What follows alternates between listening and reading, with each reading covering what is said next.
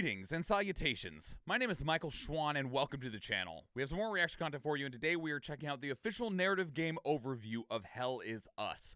Now, we checked out Hell Is Us before, but it was a purely cinematic trailer, and we were like, alright, this vibe's cool. Like, this is pretty. I like your general tone. You got this cool dude that's like a wannabe Guts from Berserk. He's got this big-ass sword and shit, but he's got armor like he's a freaking Darksiders character. And then you got these, like, weird, like, a whole bunch of dead people and these, like, mannequin-looking alien dudes with, like, a cavity in their chest and some weird portal stuff going on. But it was all cinematic. And our only complaint from then was like, this looks awesome. What is the game, though? And I don't know if we know. I'm hoping that this might show the game. I'm hoping that it shows us a little bit. Just show. I will take a couple of in-engine screenshots. Give me a 3-second GIF of the guy attacking somebody, okay? I just want to know, what are we looking at? Is it a Soulsian? Is it a hack and slash? What is it? Anyway, I'll just hit play. I feel like I'm going to be disappointed about this trailer, not necessarily the game. Jack Bellatet. I am the creative director of Hell Is Us. Great. Today I'd like to take a bit of your time to talk about the 3 distinct narrative layers, but also how we created this game from scratch and the kind of like processes that brought us to its world, its gameplay, and these 3 narrative layers. Yeah.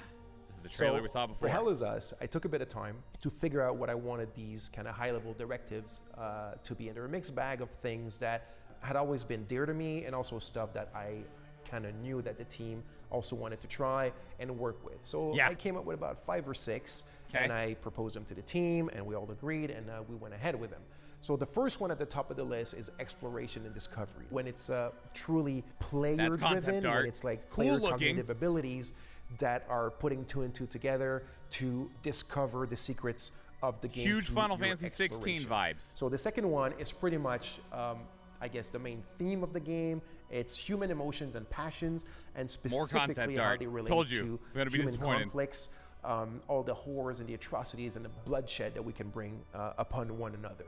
The third one is the Civil War, and as you can see, this relates right away to the second one about the passions and the emotion. The fourth directive was the combat system of the game had to be a third-person melee combat with melee weapons. Okay. The fifth directive... Ew! Hold on! Gross! So these mannequin enemies, he's got tentacles coming out of his hollow face and chest. Nasty! Anyway. Melee weapons. The fifth directive was that the game had to take place within a contemporary setting, as you can see, this brought a bit of a challenge how to justify the third-person melee combat in a contemporary setting. And the sixth one is I wanted to make sure that the enemies in the game were not humans, and we would not bring any harm to human beings. We're not harming the human beings, okay? Don't worry. They've already been horribly harmed and maimed by these creepy mannequin creatures, which is why we've shown you multiple pictures of mass graves. So now that we had our set of directives, we were ready to really sit down and create the game, and then we created the story, and this brought us the 3 distinct narrative layers that we have in the game. The first narrative layers is the Civil War. It's the main backdrop of this the game. Concept art's beautiful, okay? Like, this is such good concept art. It's got like a really good tone to it. But show me the game! The second narrative layer is about the Calamity. So the Calamity is a bit of a kind of like metaphysical phenomenon that's taking place in the country. And the hero and the player, as they enter the game world, obviously they're aware that there's a civil war, but the hero doesn't know that there's also the Calamity, and really rapidly he will come face to face with it. So why is it here? Where is it from? What is it connected to? And what's its link with the people, the civil war, and the history of the country? The third narrative layer is the family. So this is something that's really dear to me, and mostly when we look at it through the lens of conflicts, war, civil war, and whatnot, because families are often one of the first victims of conflicts, especially children as well. But our hero was actually born in the hermit state. but his parents smuggled him out when he was 5 years old. He's always wanted to come back because he's got questions, right? He wants to know, who they are, why did they abandon him, and also who is he, because he's missing that part of himself that your parents kind of provide you.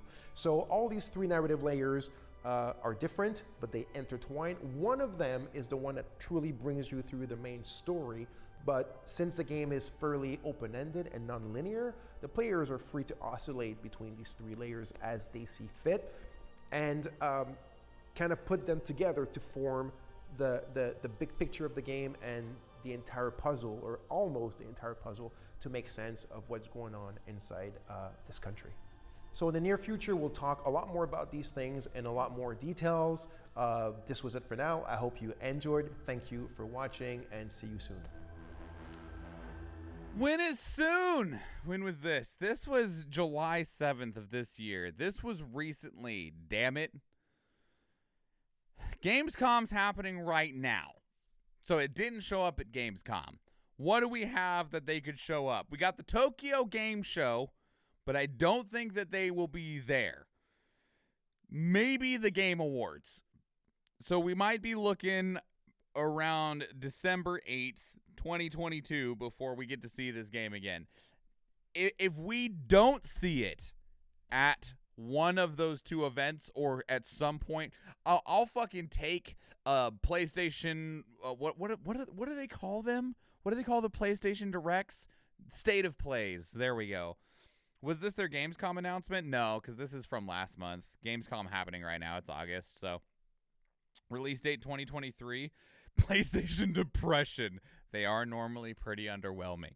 But if we don't see it either in a PlayStation State of Play, Tokyo Game Show, or the Game Awards, this game, I don't know how close it actually is. The fact that we still haven't seen the game at all in any way. We've seen a really cool looking cinematic trailer and some really beautiful concept art, but we haven't seen the game, and that worries me because that makes me think that this game is at like a 2025 release date.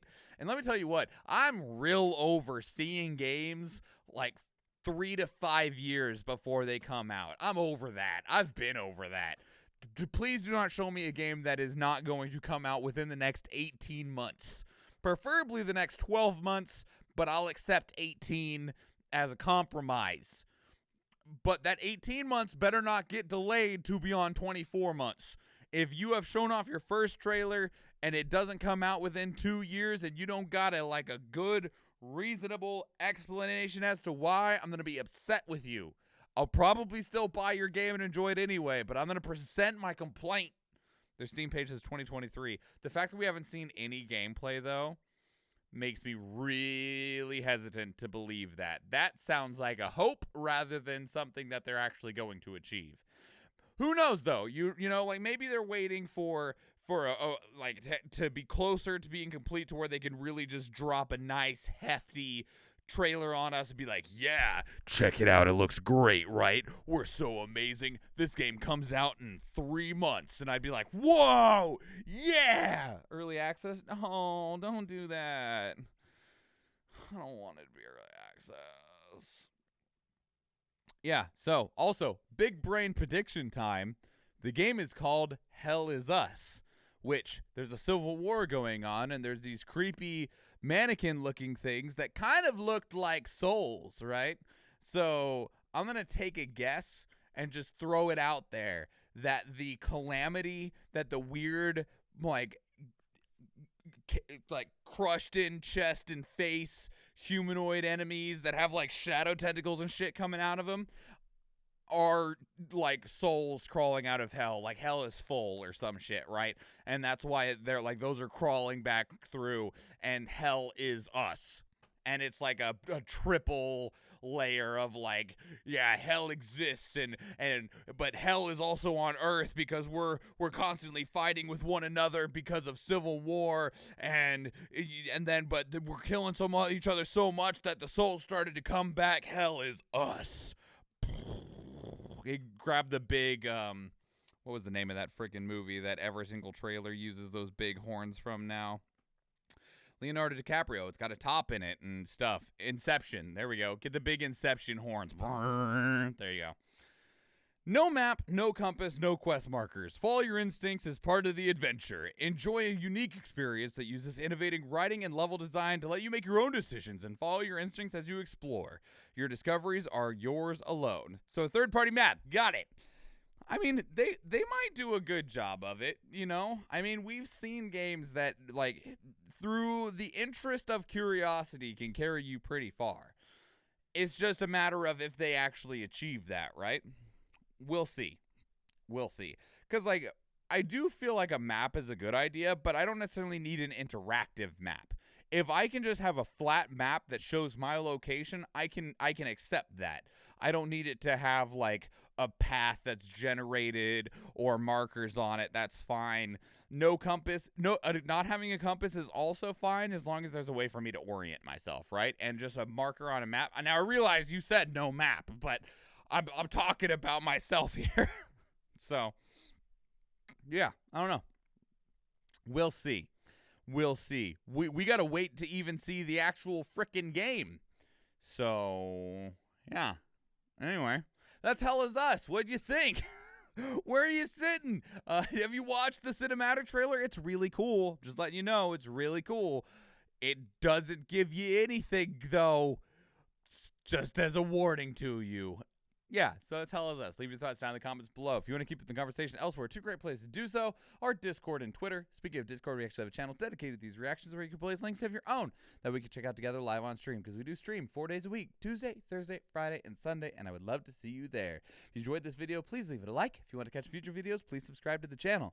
And if you go watch one of the other videos on the channel, or if I see you in the live stream, thank you and enjoy.